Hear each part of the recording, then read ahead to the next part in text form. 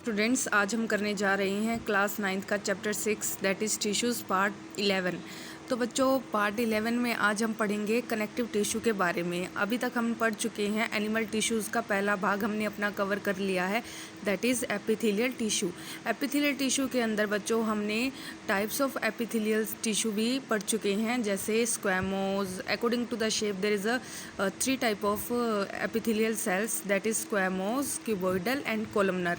और बच्चों, लेयरिंग के आधार पर यहाँ सिंगल लेयर होता है, उसे सिंपल कहते हैं, और जहाँ पर मल्टी लेयर प्रेजेंट है उसे स्ट्रेटिफाइड कहते हैं।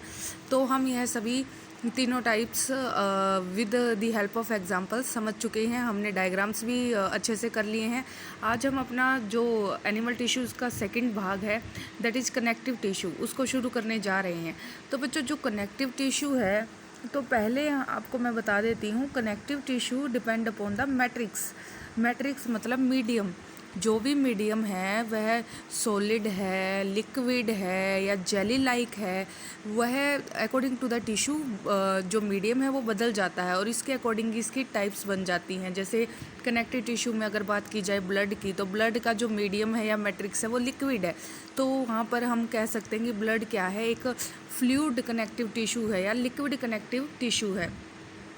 फिर बच्चों, इसके अलावा अगर हम बात करें कनेक्टिव टिश्यू में, हम पढ़ेंगे बोन के बारे में। तो आप कहोगे कि एक तरफ तो ब्लड है जो कि फ्लूइड है और एक तरफ बोन है जो कि क्या है, बहुत ही सॉलिड है। तो बच्चों, मैंने आपको पहले ही बता दिया, यहाँ पर सारा जो मेन फोकस है that is on matrix, medium.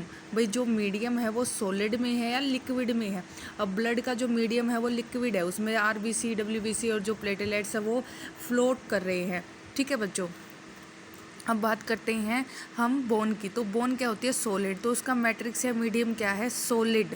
और इस तरह से अगर बात की जाए कार्टिलेज की, तो कार्टिलेज भी क्या है, थोड़े से इलास्टिक होते हैं। जो मुंह में हमारे जो बोन है वो सॉलिड है, और कार्टिलेज क्या होते हैं, थोड़े इलास्टिक मूवमेंट, इलास्टिक, उनमें ज़्यादा इलास्टिसिटी होती है। जैसे कि कार्टिलेज कहाँ प्रेजेंट होते हैं, हम कह सकते हैं कि हमारे कार्टिलेज कान की जो ईयर है हमारा, वहाँ पे कार्टिलेज है। नोज़ का जो आगे वाला भाग है वहाँ पर कार्टिलेज है। तो बच्चों, आगे हम बोन और कार्टिलेज के बारे में भी डिटेल में पढ़ेंगे। पहले हम कनेक्टिव टिश्यू को जो फर्स्ट एग्जांपल है that is a fluid connective tissue, blood के बारे में डिटेल में पढ़ेंगे। तो बच्चों, blood is a type of connective tissue. Why would why would it to be called connective tissue. तो फर्स्ट क्वेश्चन यहीं से आ चुका है कि ब्लड एक कनेक्टिव टिश्यू में क्यों आता है। A clue is provided in the introduction of this chapter. तो बच्चों, एक आपको क्लू पहले ही इंट्रोडक्शन में दे दी गई थी। Now let us look at this type of tissue in some more detail. तो अब इस जो ब्लड के बारे में हम डिटेल में पढ़ेंगे। The cells of connective tissue are loosely spaced and embedded in intercellular matrix. तो बच्चों, यहाँ मैट्रिक्स का मतलब होता है मीडियम। जो मीडियम है, सॉलिड है, लिक्विड है, ठीक है, या जेली लाइक है। तो यहाँ पर क्या है, जो सेल्स हैं ना वो लूजली स्पेस्ड हैं और किसके अंदर प्रेजेंट है, मैट्रिक्स के अंदर, मीडियम के अंदर। द मैट्रिक्स में भी जेली लाइक, फ्लूइड, डेंस और रिजिड। तो ये मैट्रिक्स जेली लाइक भी हो सकता है, फ्लूइड भी हो सकता है, या डेंस रिजिड। डेंस रिजिड में किसकी बात की गई है, बोन की। फ्लूइड में किसकी बात की गई है, ब्लड की। जेली लाइक में किसकी बात की गई है, कार्टिलेज की। The nature of matrix differs in concordance with the function of the particular connective tissue. तो बच्चों, मैट्रिक्स ना डिपेंड करता है ऑन द टिश्यू, जो फंक्शन होगा उस टिश्यू का, तो मैट्रिक्स भी उसके अकॉर्डिंग उस टाइप का ही होगा। जैसे ब्लड का फंक्शन क्या है, ट्रांसपोर्ट करना, तो यह लिक्विड है, तो यहाँ मैट्रिक्स क्या है, फ्लूइड फॉर्म में। जबकि बोन क्या करती है, हमारी अल्ट्रा जो बॉडी की स्ट्रक्चर है उसको मेंटेन करके रखती है, तो ये कैसे है, डेंस या रिजिड फॉर्म में। और जो कार्टिलेज है वहाँ पर इलास्टिक मूवमेंट्स हो सकती हैं, तो वो क्या है, हमारा जेली लाइक। तो अब अगर आपको समझ में आ गया होगा कि कनेक्टिव टिश्यू में सब किस पे डिपेंड कर रहा है, मैट्रिक्स या मीडियम पे, कि मीडियम सॉलिड है या जेली लाइक है या फ्लूइड है।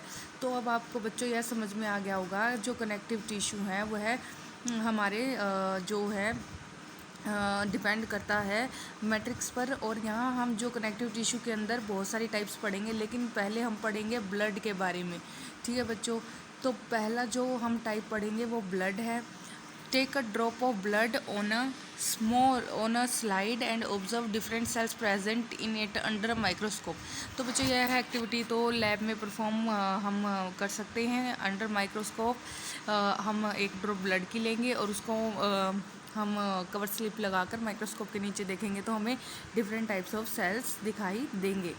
तो बच्चों नेक्स्ट हम पढ़ रहे हैं next paragraph, blood has a fluid matrix. तो बच्चों ये इंपॉर्टेंट है, ब्लड की क्या है, ब्लड का जो मैट्रिक्स है मीडियम क्या होता है, वो लिक्विड होता है। फ्लूइड क्या होता है, लिक्विड, और जिसको हम प्लाज्मा कहते हैं। अब बच्चों हमने सीधा किस पर फोकस करना है, ब्लड पर।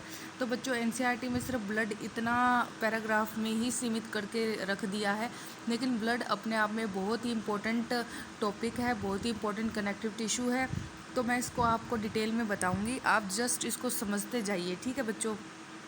तो पहले हम एनसीईआरटी में पढ़ लेते हैं कि एनसीईआरटी में क्या है लिखा हुआ है। Blood has a fluid matrix called plasma in which red blood cells, white blood cells and platelets are suspended. तो बच्चों ये कह रहा है कि ब्लड में जो लिक्विड पार्ट होता है उसे प्लाज्मा कहते हैं, जिसके अंदर जो सेल्स हैं जैसे आरबीसी, डब्ल्यूबीसी और प्लेटलेट्स क्या करते हैं, सस्पेंडेड मतलब वो तैरते रहते हैं। The plasma contain protein, salts and hormones. ऐसा नहीं है कि प्लाज्मा बिल्कुल लिक्विड होता है, इसके अंदर बहुत सारे प्रोटीन्स होते हैं, सॉल्ट्स होते हैं, हॉर्मोन्स होते हैं। Blood flows and transport gases, digested food and hormones and waste material to different parts of the body. तो बेसिकली इसका फंक्शन यहाँ पे बताया गया है कि ब्लड क्या करता है, गैसेस का ट्रांसपोर्ट करता है। जैसे रेस्पिरेटरी सिस्टम आप पिछली क्लास में पढ़ के भी आ चुके हो छोटी क्लासेस से, कि ब्लड क्या करता है, ऑक्सीजन और कार्बन डाइऑक्साइड को ट्रांसपोर्ट करता है, प्लस ये डाइजेस्टेड फूड को भी ट्रांसपोर्ट करता है, और ब्लड के अंदर ही हॉर्मोन्स भी हमारे ट्रांसपोर्ट होते हैं। और वेस्ट मटीरियल से यहाँ पर बात की गई है यूरिया की। तो बच्चों ब्लड के बारे में आपको इतनी जानकारी तो हमें एनसीईआरटी से मिल गई, लेकिन हमें कुछ और एक्स्ट्रा बातें पता होनी चाहिए अबाउट द ब्लड। तो बच्चों आज के लिए इतना ही, ब्लड को हम और डिटेल में करेंगे इन आवर नेक्स्ट लेक्चर। ठीक है बच्चों, धन्यवाद।